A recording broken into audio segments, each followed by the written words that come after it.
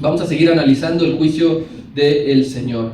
Diario de un discípulo, ya es el día número 106, que lleva por tema sentencia al rey.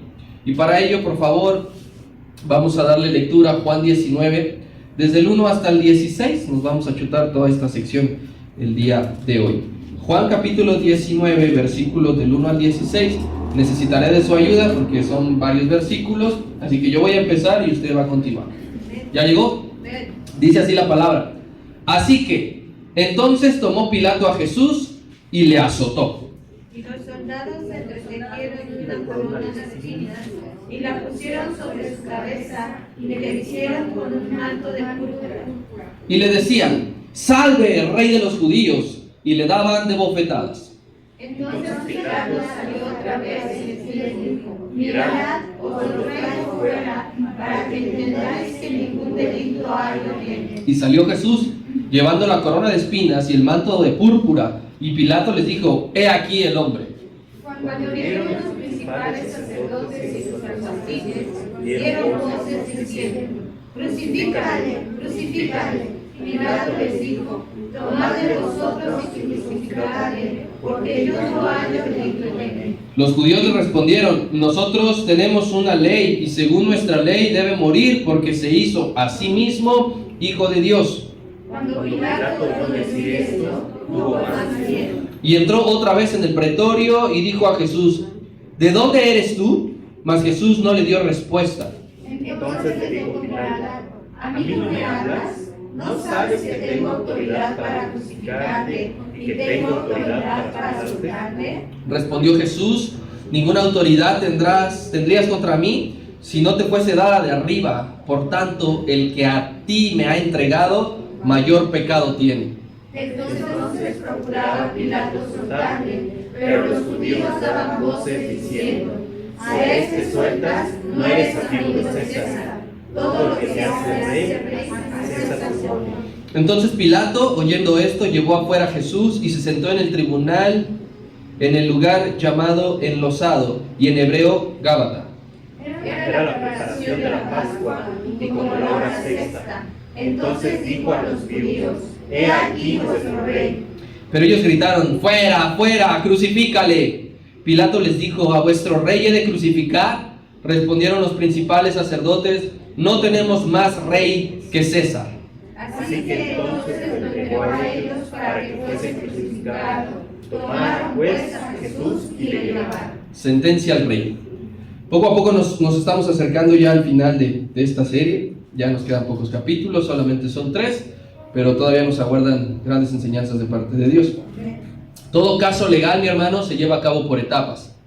Una denuncia, una investigación, el arresto, un interrogatorio, pruebas, testigos, para poder finalmente dar una sentencia. El maestro ya pasó todo esto y nos encontramos entonces en la última etapa de ese juicio, su sentencia. Normalmente son los jueces y los reyes quienes dictan sentencia a los culpables. Son quienes tienen esa autoridad, ese derecho de poder decirle tantos años, tu castigo es este. Pero nosotros estamos en presencia de aquella ocasión en que al juez justo y al rey de los reyes se le dictó sentencia por parte de los culpables. Los culpables sentencian al rey. Un hombre pasará a la historia, formará parte de la historia de manera negativa por haber condenado a muerte a Jesús, el Hijo de Dios. Pero antes yo quiero hacer mención sobre los últimos 2 versículos del capítulo 18. La última vez no los pudimos ver por falta de tiempo, pero es muy importante esta parte de la historia. Mire, dice el 18, 39 y 40, dice así: pero vosotros tenéis la costumbre de que os suelte uno en la Pascua. ¿Queréis pues que os suelte al rey de los judíos? Entonces todos dieron voces de nuevo diciendo, no a este, sino a Barrabás. Y Barrabás era ladrón. Esta costumbre que les hace mención Pilato, de la cual no se habla en ninguna otra parte de la Biblia, sino únicamente en esta ocasión. Esa costumbre que él les dice fue el último intento de Pilato para poder soltar al Señor y liberarse del asunto, un intento más. Es decir, ahorita les voy a decir Les voy a ofrecer la vida de otro a cambio de este y así yo me voy a ir a mi casa ya a descansar. Pero también este ofrecimiento formaba parte de esa desmedida hipocresía de los judíos, porque ellos respondieron, pidieron la libertad de un verdadero insurrecto a cambio de la muerte de un supuesto insurrecto. Ellos dijeron, aquí está mi ofrecimiento, te cambio este por este. No, y ellos contestaron, quiero al que sí es insurrecto fuera y al que no es insurrecto lo quiero muerto. Barrabás, usted sabe muy bien que significa hijo de padre. En Hechos capítulo 13 hay otro nombre con ese sufijo que es Bar Jesús, un supuesto mago, dice allí, que significa hijo de Jesús. Entonces Barrabás, Bar, hijo, Abba, padre. Esto quiere decir, mis hermanos, que tanto Pilato como los judíos se iban a enfrentar entre elegir al hijo de padre, pero en minúscula. Yo quiero hacer esta distinción, hijo de padre en minúscula, porque representaba a Barrabás a alguien común.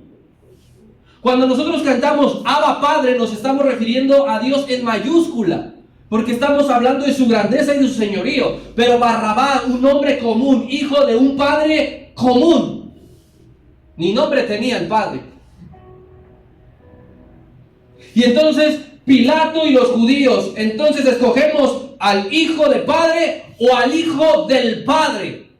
Este sí con mayúscula, porque representa la divinidad. Y entre los dos, Pilato y los fariseos tomaron una mala decisión: dar libertad a Barrabás y condenar a Jesús. ¿Qué los llevó a gritar? Pensemos, ¿qué los llevó a gritar a favor de un ladrón? El odio. La palabra ya había profetizado en el libro de los Salmos: sin causa me aborrecieron, sin causa me odiaron, sin causa les caí mal. Yo no sé si tú dimensionas esto, si tú alguna vez te has enfrentado a que tú le caes a alguien mal sin que te conozca, o que alguien te caiga mal a ti, dices, nada más lo veo, no lo conozco, no sé ni cómo se llama. La palabra está profetizando que el mundo iba a aborrecer al Señor sin causa, no les hizo absolutamente nada. Y esto, mis hermanos, nos deja ver que la elección de Barrabás es un odio que trastornó los sentidos, y es que eso es lo que tú y yo debemos de preocuparnos. El odio trastorna nuestros sentidos y te va a volver una persona incongruente que no medita en sus actos. Cuando tú decides odiar a alguien, estás perdiendo toda el sentido común.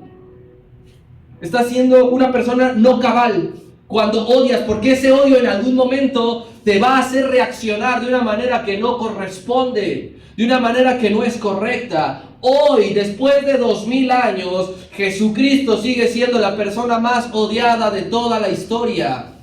No hay nadie más que sea odiado. Unos dudan de su existencia, odiado. Otros blasfeman su nombre para desprestigiar su vida, odiado. Algunos más tergiversan su evangelio para dejarlo en mal, odiado. Ningún otro hombre, ningún otro personaje es tan odiado como él. El mundo en su mayoría va a preferir los nuevos Barrabás, otro tipo de pensamiento, otra vía doctrinal, racionalismo, esoterismo, filosofía, lo que sea, menos Jesucristo, menos el camino que me lleva a perdonar al infractor, menos el camino que me lleva a amar a mi prójimo, menos el camino que me lleva a orar por los que me maldicen. No, el mundo prefiere creer en los caracoles, porque eso es muy sencillo, porque no te genera ninguna demanda. Cuando se enfrentan entre elegir la verdad y elegir un camino más fácil que te hace ver ante el mundo como alguien conocedor, como alguien culto, como alguien a la moda, todo mundo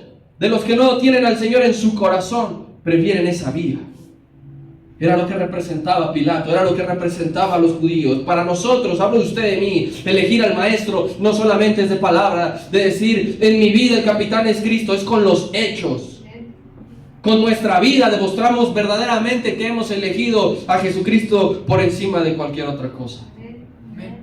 Barrabás va a terminar representándonos a todos los escogidos, porque Barrabás fue el primer hombre al que la vida del Señor Jesucristo le salvó de morir.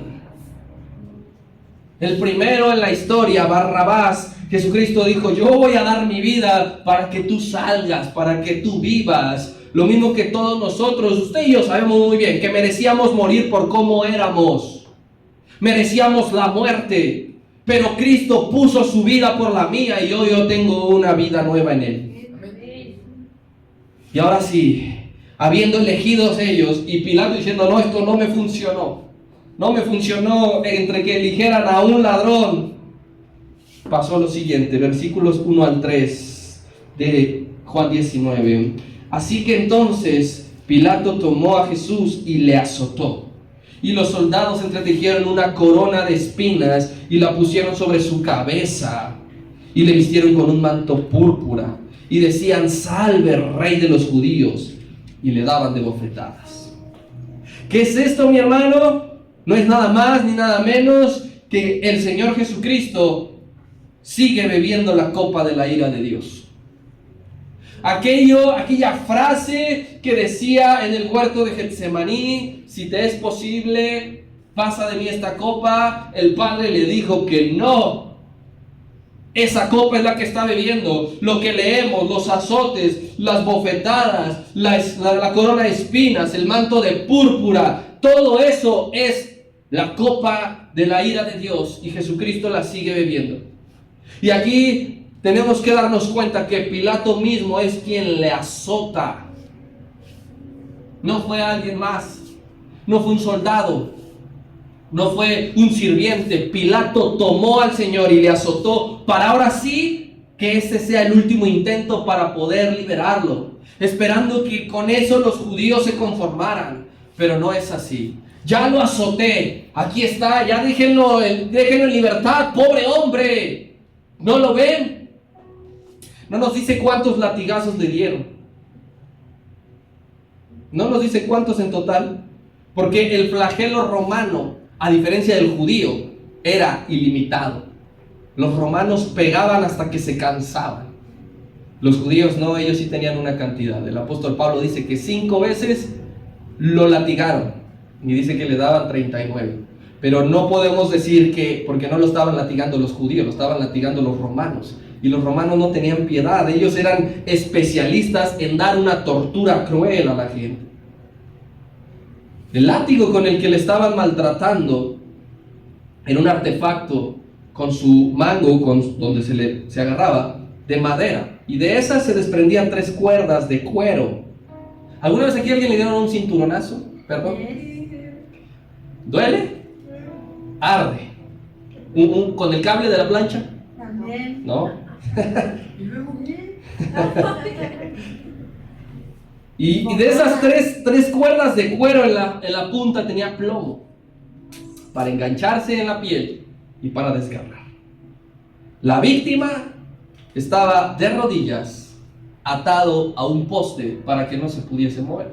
Cuando nosotros jugábamos, no sé, algún tipo de castigo, usted ahí se agachaba, no, si te mueves doble, y uno se acababa moviendo por el miedo. El que estaba atado para recibir los latigazos no se podía mover por más que quisiera. Y esos latigazos que le dan al maestro terminaron de debilitarlo, porque dejaba expuestos los huesos y los órganos vitales. Si tiene conciencia de lo que estamos hablando, de cuánto perforaba la piel, de cuánto penetraba ese artefacto para poderlo desgarrar, que se le vieran huesos, órganos, músculo, tejido. Pero mi hermano, piensa en eso, que por esa llaga, por esa herida expuesta, hecha en ese preciso momento, nosotros estamos siendo curados. Cuando a él están produciendo esa llaga, no es llagas, es llaga, por su llaga, por esa herida en su espalda, es que todos estábamos siendo curados, estábamos siendo sanados. Mientras Satanás disfrutaba ver sufrir al maestro, él no sabía que en el ámbito espiritual la sanidad iba a ser accesible para nosotros. Amén. Él estaba viendo lo que pasaba físicamente, pero detrás de todo eso, oculto, estaba que usted y yo recibiríamos sanidad Por esos latigazos, por esa desgarradura de piel, es que yo puedo estar sano hoy. Y no forzosamente sanidad física, si Dios la concede, gloria a Dios, pero estamos hablando de una sanidad del alma. Por esa llaga, por eso que Él nos estaba moviendo, por eso que Él nos estaba diciendo, ya paren, me duele. No lo dijo para que tú y yo hoy tengamos la libertad en la mente. Cuando tú y yo o alguien, el que sea, quiera bajarle el precio al pecado, por favor recuérdale esta escena. Recuérdate a ti mismo esta escena. Trae a tu mente esta imagen del terrible maltrato del que fue objeto nuestro Señor. Pero ya lo había profetizado Isaías. Molido fue por nuestros pecados. Literalmente aquí, primeros 3 versículos, su carne fue molido a golpes por tus pecados y los míos. Y tú dices, no tiene nada de malo, no pasa nada, Dios conoce mi corazón, Él me perdona porque es un Dios de amor y de gracia. Recuérdate esto, que Él estaba sufriendo latigazos, su carne siendo triturada, para que nosotros no con una mano en la cintura cometamos pecado y después pensemos que vamos a ser perdonados a la ligera. Yo no digo que no vamos a pecar, pero evitemos en mayor de lo posible pecar, porque al maestro le costó que la espalda se la dejaran hecha charamusca, se la dejaran totalmente abierta. Pilato es quien da estos latigazos para poder aplacar la ira de los judíos. Él decía, quizás si le meto unos buenos latigazos, unos 20, quizás si me ensaño, juego tiro al blanco con su espalda, la ira de los judíos se va a aplicar. Pero no lo logró. Esos latigazos no aplacaron la ira de los judíos. Y Cristo aceptó recibir esos latigazos para aplacar la ira de Dios, cosa que sí logró. Y aquí es la diferencia. Porque aquellos judíos enardecidos, totalmente transformados, no los satisfacía el ver a un hombre ya maltratado, que cualquiera de nosotros ya hubiese muerto. Pero Cristo dijo, venga ya, porque es la única manera de calmar la ira de Dios. Y todos sabemos lo que ocurre cuando Dios se aira. Si no recordemos el diluvio, Dios estaba airado y dijo, hastiado estoy, cansado, me arrepiento de haber hecho al hombre. Y lo que siguió fue una destrucción. La ira de Dios destruye, pero el maestro dijo, esos latigazos los voy a poner yo para que el Padre los perdone. Los que dan testimonio de la verdad, mi hermano, si tú eres uno de ellos, considera lo siguiente: los que dan testimonio de la verdad son azotados por el mundo. Jesucristo dio testimonio de la verdad una y otra vez, y su recompensa terrenal fueron azotes. Los que dan testimonio de la verdad sufrirán grandemente por este tiempo. Por favor, no pienses que aquí tu vida estará cómoda porque estás dando testimonio de la verdad. Pero los que rechazan la verdad serán azotados por Dios. ¿Qué es lo que quieres tú? ¿Librar los azotes del mundo por no hablar con la verdad, pero ganarte los azotes de Dios en la eternidad? ¿O prefieres que el mundo te lastime, que el mundo te aborrezca, que el mundo te escarnezca, pero recibir el acceso a la vida eterna de parte de Dios? Tú eliges. Pilato escogió dar latigazos. Los judíos escogieron que fuese latigado, y ellos recibirán los castigos de Dios.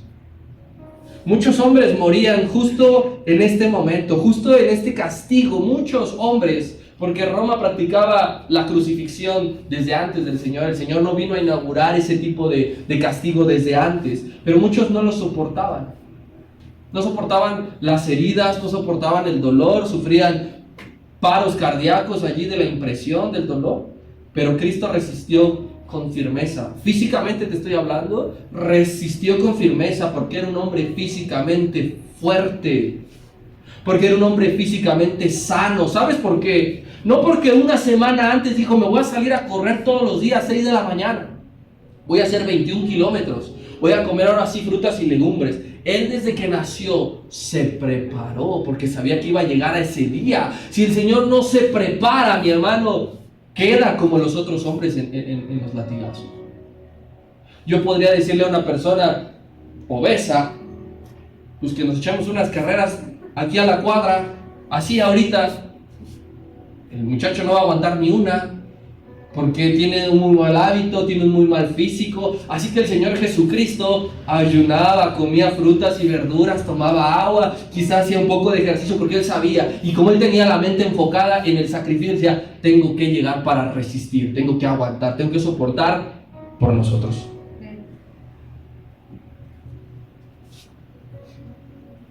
El heroísmo del maestro no tiene comparación.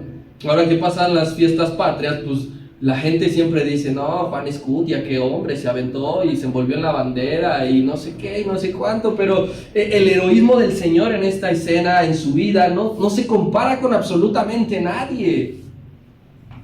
Ahora recordando un poco los cinturonazos, pues uno le decía a la mamá que ya estaba, ¿no? Que ya estuvo. ¿Y cree que tenía piedad? No tenía piedad, seguía dándole y todavía decía, y agradece que no te agarré bien. Y yo lloraba, pero el maestro aguantó. Él es nuestro héroe. Y después de esto, de que Pilato lo terminó de azotar, la cosa no acabó allí. No le dijeron, a ver, pónganle ahí un ungüento para que sane sus heridas, ve a descansar. Después de esto fue el turno de alguien más para escarnecerle. Fue el turno de los soldados romanos, pero ahora de Pilato. Ya le habían escarnecido los guardias del templo. Ya le habían escarnecido los soldados romanos de Herodes. Y ahora son los soldados romanos de Pilato. Yo quiero que ya imagines cómo estaba físicamente el Señor. Y aparte de esta agresión, le ridiculizaban porque lo disfrazaron de rey. Lo vistieron de púrpura y le pusieron una corona de espinas. Y esas espinas, mi hermano, le desfiguraron el rostro. Cuando has visto a lo mejor ciertos casos en la televisión o lo que lees, que se tienen choques, que hay incendios, pues la gente no queda con cicatrices. Cuando le pusieron las espinas en su cuero cabelludo, quedó desfasado y sus facciones quedaron diferentes. Si tú vas, no nada más al único capítulo de Isaías que habla de este momento, que es el 53, sino desde el 52, dice claramente, profetiza Isaías, diciendo que iba a ser desfigurada su apariencia. Eso no es una figura o un simbolismo, eso es literal. Su apariencia dice que ya no iba a quedar como de hombre. ¿Tú te imaginas lo que es eso? Que ya no reconozca si es una persona, si es un pedazo de carne o si es un animal. Y esta corona que le pusieron ayudó a que su aspecto de cara fuera irreconocible. Lo tomaron como un espectáculo porque lo pusieron en medio. Le hacían caravanas y le pegaban. A la par de todo eso. De hecho, hay algo muy interesante históricamente en la zona del Mediterráneo, que es todo ese mar de Europa, donde está Italia, España, la mayoría de Europa. Hay en abundancia un tipo de planta que es conocido como la espina de Cristo y es muy filosa, y se cree que con eso hicieron la corona los soldados para podérsela poner al Señor. Y yo quiero que nos fijemos nosotros en el significado de la corona. Prestemos allí atención porque hay algo poderoso allí. Estaba hecha de espinas, dice claramente aquí Juan. Un elemento, las espinas, son un elemento que inicialmente no estaban en la creación. No existían. Cuando Dios dijo, sea esto, sea aquello, las espinas no formaban parte de. Porque una espina, si usted ha intentado agarrar una rosa de un rosal, si pica, ¿no? Y es una muestra de dolor, de algo que no es agradable. Las espinas crecen hasta que se da la desobediencia del hombre. El hombre desobedece, el hombre miente y entonces Dios hace que broten las espinas. Dios no lo había incluido en el huerto era todo perfecto. Alimento, belleza, no había ningún tipo de peligro. Pero cuando el hombre falla, cuando el hombre desobedece, ese acto maldijo la tierra. Y como consecuencia a esa maldición, brotaron espinas. Quiero que vayamos a Génesis capítulo 3, 18, para que recuerdes esta parte. Está hablando Dios y ya le dijo a la mujer que con dolores iba a dar a luz. Y al hombre le estaba diciendo que con el sudor de su frente, pero también esto está diciendo como consecuencia de su desobediencia, espinos y cardos te producirá la tierra y comerás plantas del campo, es decir, que no estaban. Y ahora con dolor, ahora tú mismo te vas a cansar. Ahora tú mismo tendrás que cuidar tu físico, porque ya los peligros van a ser contra ti. Entonces, las espinas vinieron a raíz de que Dios maldijo la tierra. Esto quiere decir que Cristo Jesús, cuando le pusieron la corona de espinas, estaba absorbiendo nuestra maldición. Estaba recibiendo la maldición que nos tocaba por desobedientes, por pecadores. Pero Él le pusieron esa corona y dijo: esa maldición, yo me hago cargo de ella. Yo hago frente a ella. Antes de ser crucificado, Cristo ya se estaba haciendo maldición por nuestra causa. Antes de Él recibir la peor muerte de todas, la muerte que maldecía, Él ya había tomado esa maldición para sí. Mira, vayamos a Gálatas capítulo 3, versículo 13.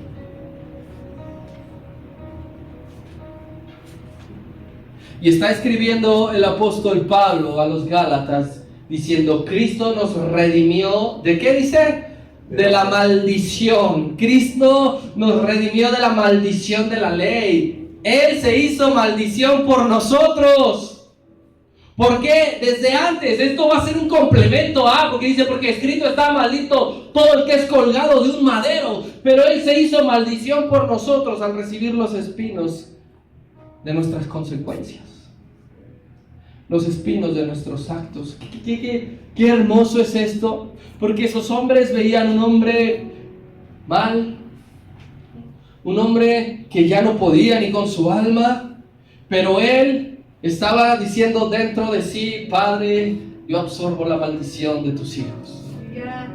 Padre, aquellos que han de pecar, hoy yo tomo eso en mi cabeza. Yo me hago cargo de lo que ellos tenían que padecer, hoy yo lo sufro por amor. Y hay un hermoso detalle también de Juan aquí, de Juan el escritor, de Juan el discípulo, futuro apóstol, a la hora de escribir. Porque los soldados se mofaban de él haciendo el saludo al César, que decía: salve César.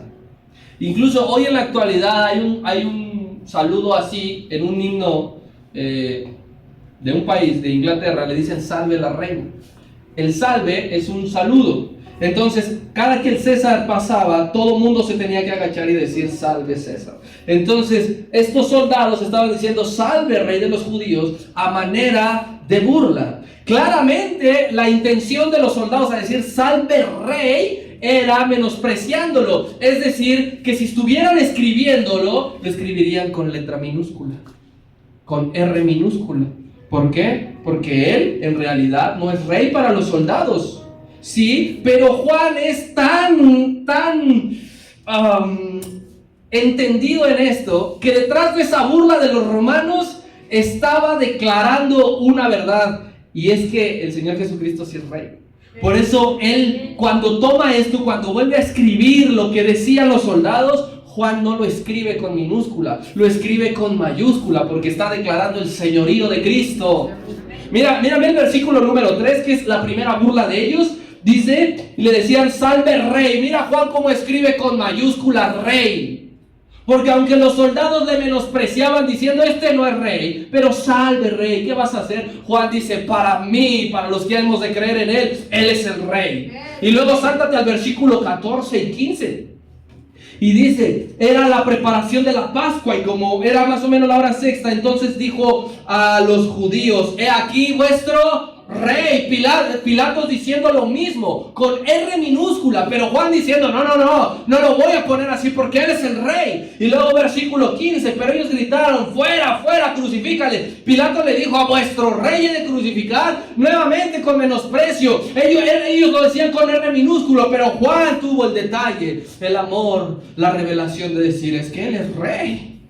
Se están burlando de él, le pusieron una caña como cetro, un bastón viejo, pero él es el rey.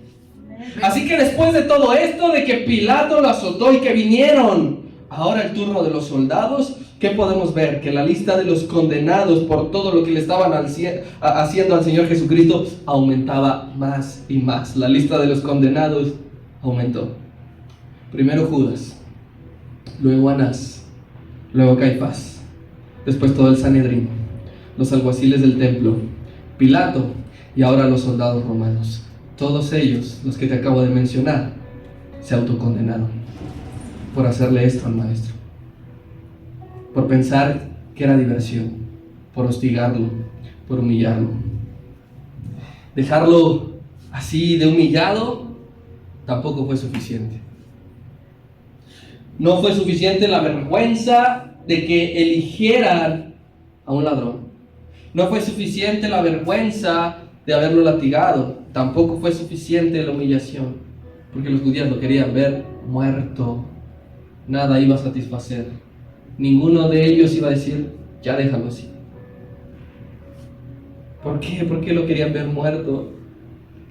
Ellos rechazaron desde un principio todo lo que tenía que ver con Jesús. Desde un principio. Desde que se da a conocer, lo rechazaron, rechazo tras rechazo. Y eso que jamás fue un mal ejemplo. Jamás fue un mal ciudadano. Jamás hizo algo para desacreditarlo, pero aún así lo rechazaban. Gritaban con todas sus fuerzas, crucifícale. Y no solamente eso, sino que incitaban al pueblo a que también gritara, crucifícale.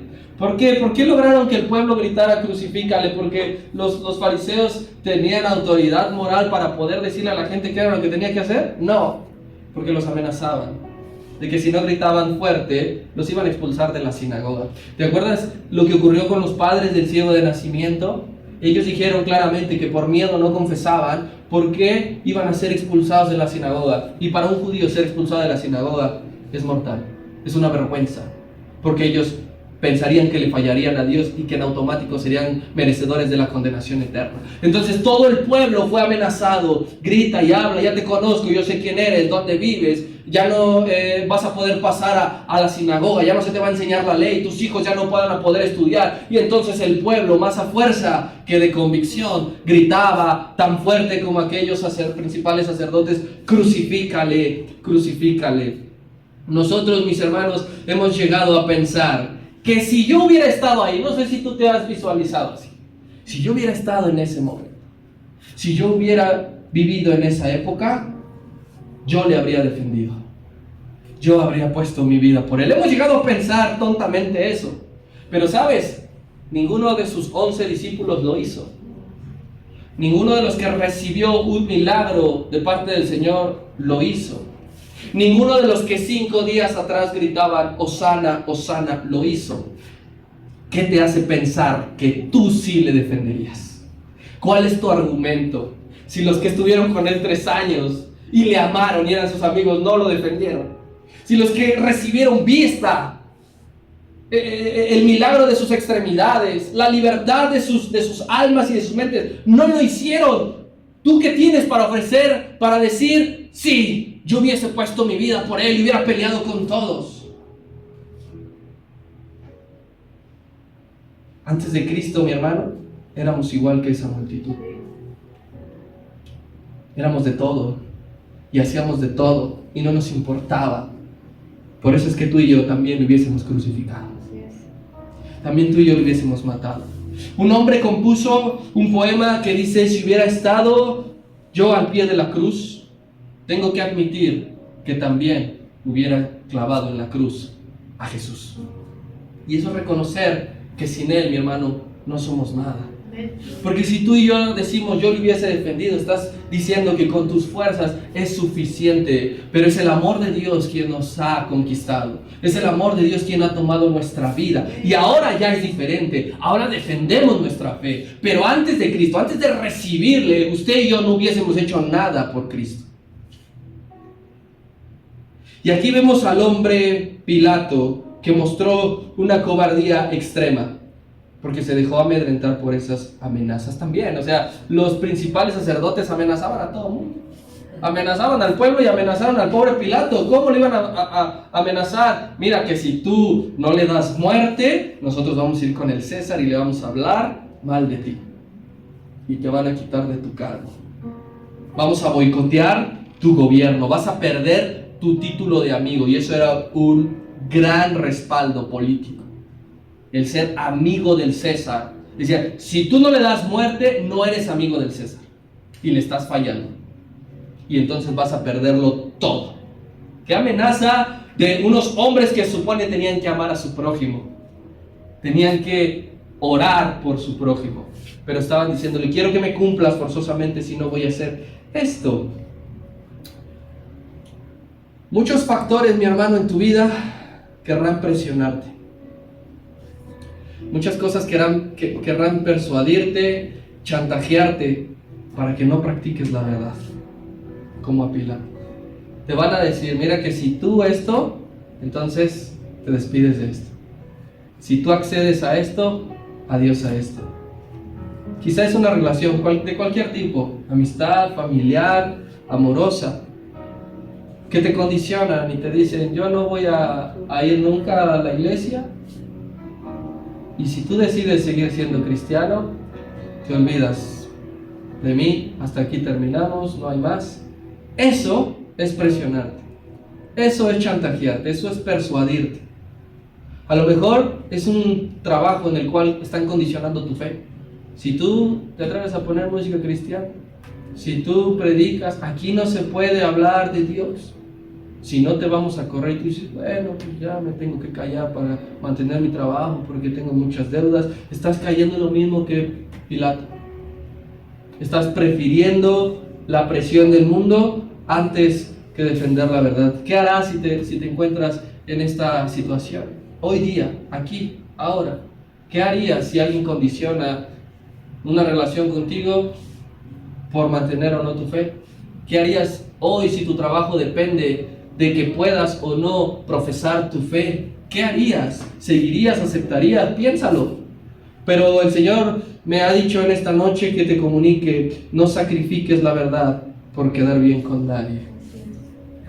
No sacrifiques la verdad por mantener o por crecer en algún área terrenal. No, es que no puedo yo ser despedido de este trabajo, estoy a punto de ascender, estoy a punto de que me den un poco más. No, mejor no digo nada. Al fin total, Dios sabe que le amo. No vale la pena sacrificar la verdad por nada ni por nadie. Pilato sacrificó la verdad por no perder su puesto, por no perder su cargo. Y al final pasaron 4 años después de estos acontecimientos y Pilato dejó de ser gobernador y su alma estará en el infierno. No sacrifiques la verdad por un cero más en tu quincena. No sacrifiques la verdad por estar rodeado de 2, de 3, de 5, de 10. No sacrifiques la verdad por estar con alguien que tú consideras guapo o guapa.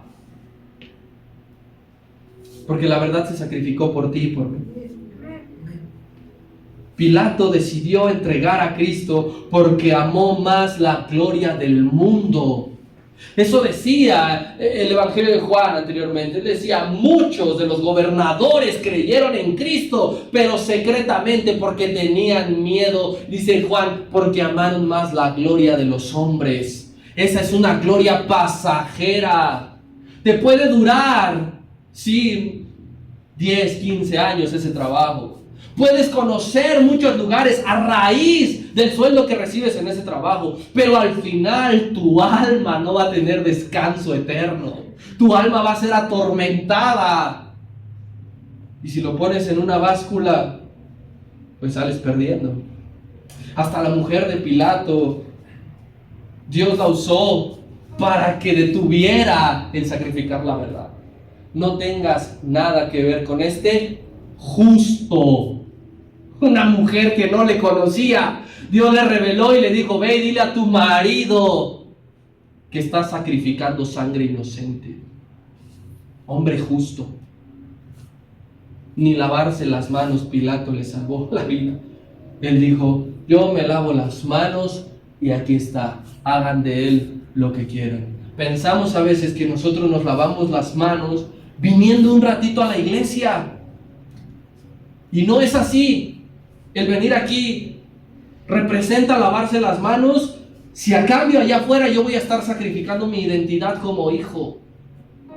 Si a cambio yo voy a estar siendo parte de esa burla y de ese escarnio, siendo un cobarde. Usted y yo somos como Pilato cuando estamos más preocupados por el qué dirán. Ay, ¿qué van a pensar de mí? Si hago una oración por mis alimentos y me ven aquí susurrando, hablando solo, me van a decir que estoy loco. No, mejor no. Total, Dios sabe que estoy agradecido porque me ha dado comida. Somos como Pilato cuando estamos más preocupados por qué me harán si me ven eligiendo a Jesús todo el tiempo. Vamos aquí, vamos allá. No, lo siento. A Dios no le agrada. Discúlpame, pero yo no me divierto así. Pero yo no hablo así, pero yo no me expreso así. Y nos van: ay, ¿qué te pasa? Pero siempre elige a Jesús por encima de cualquier cosa. Y Él te va a respaldar. Y Él no te va a abandonar. Él no te va a dejar solo. Él no te va a dejar en medio de una manada de lobos para que te deshagan. Él siempre te va a recoger en sus manos. Gálatas capítulo 1, versículo 10. Nuevamente el apóstol Pablo, Mira, diciendo aquí, preguntando, y es la misma pregunta para nosotros: pues, ¿busco ahora el favor de los hombres o el de Dios? ¿Qué es lo que quieres tú, hermano? ¿Buscas el favor de la gente que te presiona, que te chantajea, que tú crees que te puede ofrecer, dar, ayudar, impulsar, porque son conectes, porque son nuevas oportunidades, porque alguien te dice no te cierres las puertas? ¿Buscas ahora el favor de los hombres o el de Dios? ¿O trato de agradar a los hombres? Pues si todavía agradar a los hombres, no sería siervo de Cristo. Si tú antes piensas en el qué dirán, agradar a los hombres, no eres servidor de Cristo. Servidor de Cristo es con hechos. Yo puedo decir con la boca que sirvo al Dios de los dioses, al Dios de los ejércitos, pero si prefiero el favor de los hombres, en realidad no lo soy. En realidad no lo soy. Cerremos esta parte, versículos 9 al 11. ¿Qué más pasaba? Perdón. Y entró otra vez en el pretorio. Ya lo había sacado totalmente lastimado, con la corona, con el vestido de púrpura. Y entró otra vez Pilato al pretorio y dijo a Jesús: ¿de dónde eres tú? Mas Jesús no le dio respuesta. Entonces le dijo Pilato: ¿a mí no me hablas? ¿No sabes que tengo la autoridad para crucificarte y que tengo autoridad para soltarte? Respondió Jesús: ninguna autoridad tendrías contra mí si no te fuese dado de arriba. Por tanto, el que a ti me ha entregado mayor pecado tiene. Pilato salía y entraba constantemente.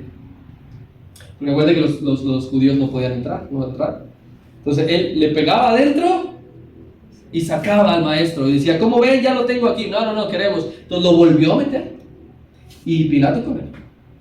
Pero eso de que iba y venía, ¿qué es? Señal de ansiedad, ¿sí o no? Cuando uno está ansioso, este muchacho está como león enjaulado, no sabe qué hacer, estaba lleno de estrés. Y aquí hay algo que nos debe dar un poco de risa, de que el acusador estaba todo tenso.